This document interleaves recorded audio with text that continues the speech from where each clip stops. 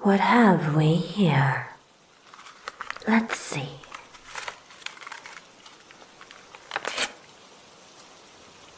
It would seem that I was sent a story by a friend beyond the Black Mirror. I'm quite glad I was able to receive this. Very few things can connect me to the other world. It seems that they know things within the Menagerie. What a terrifying little story this is, filled with such despair and sadness. It seems that tonight's tale will be a story of the very reaches of cruelty inflicted upon one another in search for knowledge. How intriguing. It's as if he knows exactly what's happening in here. I should probably see how deep the reaches the Menagerie gives to the world beyond the Black Mirror.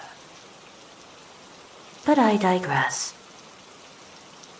Tonight's tale is a story written by Spencer Hannah, a wonderful poet and writer. You should really see what he makes. It might change your perspective of the world.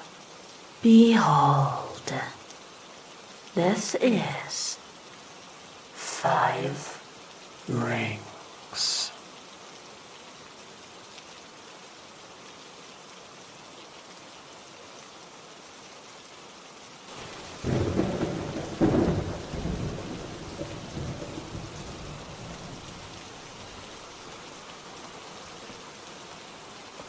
The sound of rain echoed throughout the hallowed halls of Redview Insane Asylum as I entered through the collapsed roof.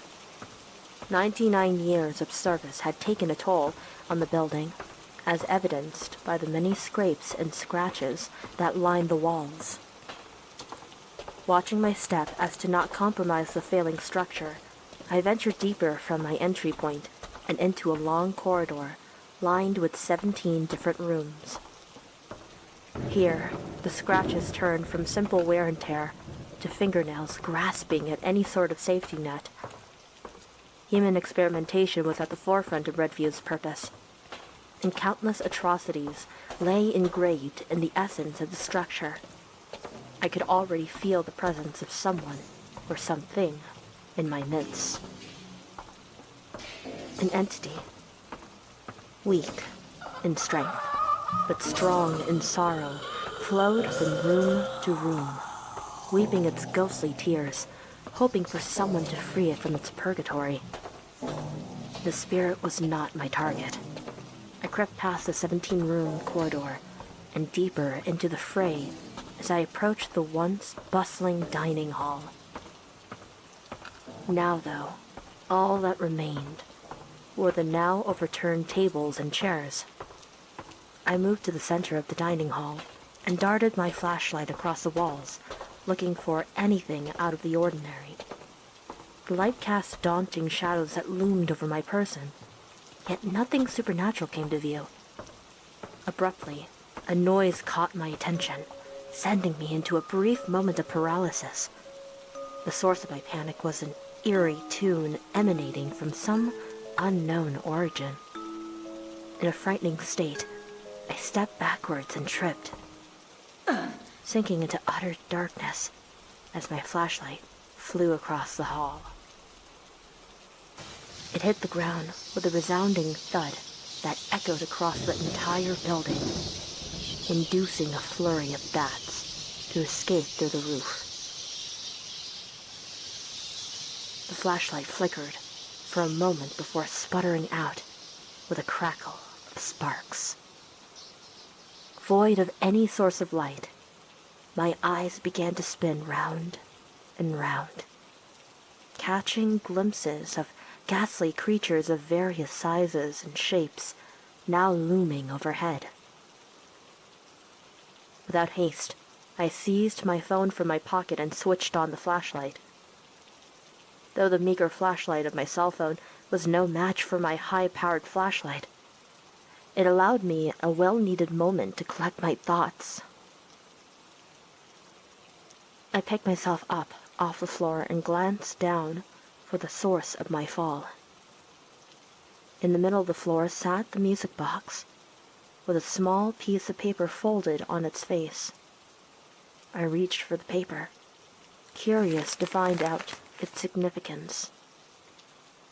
The paper was stained yellow and marked with a crucifix. It read, "1 ring marks the beginning. 5 marks the end." I stared intensely at the paper, pondering over the words. Though it was no doubt the ramblings of some mental ward patient, I couldn't help feel a twinge of fear in my heart. I scoffed at myself and crumbled up the paper before throwing it across the room. There was no sense in getting scared in some insane man's ramblings. I left the dining hall with a chuckle and continued deeper into the asylum. Now I approached what seemed to be a library. I used what little light I had to scour over the books and files that remained present even after years of abandonment. Nothing out of the ordinary caught my attention, and I began to waltz from the library onto my next target. Then, from deep within the asylum walls, I heard a faint noise that froze me in my tracks. The sound of a bell entered my ears and out the other side. I took a deep breath in and called out to the empty darkness.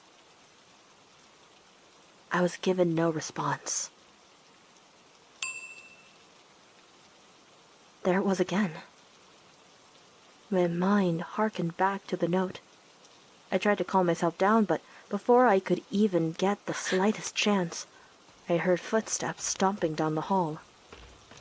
They reverberated through the walls, causing a sickening echo effect that made it impossible to identify their original location.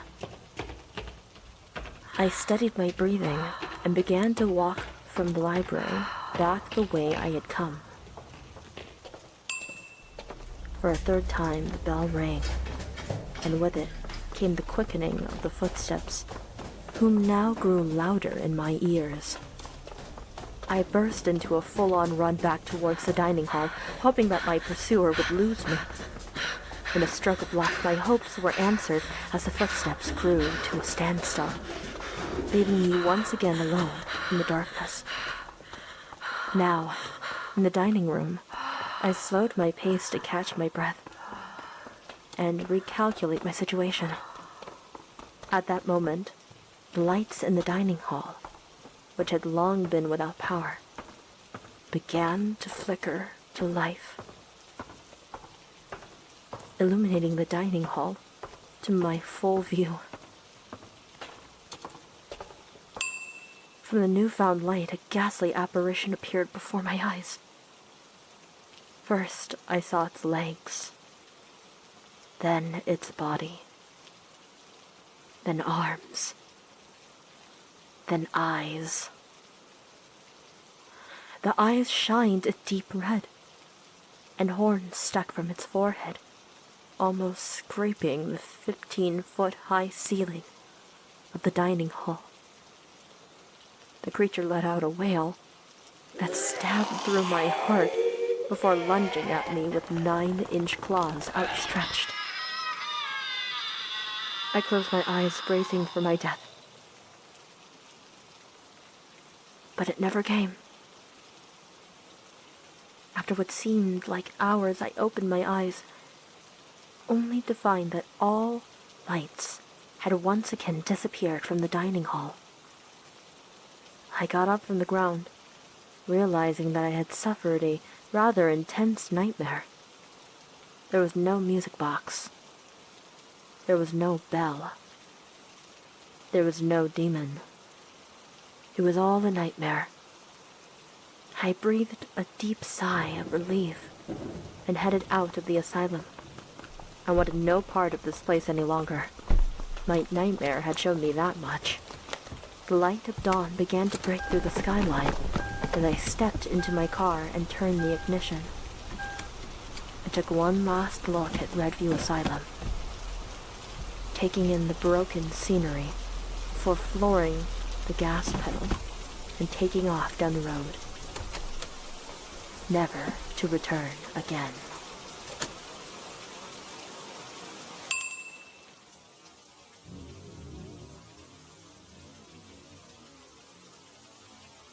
Ah, yes. It's wonderful to hear a tale of someone escaping an uncertain terror.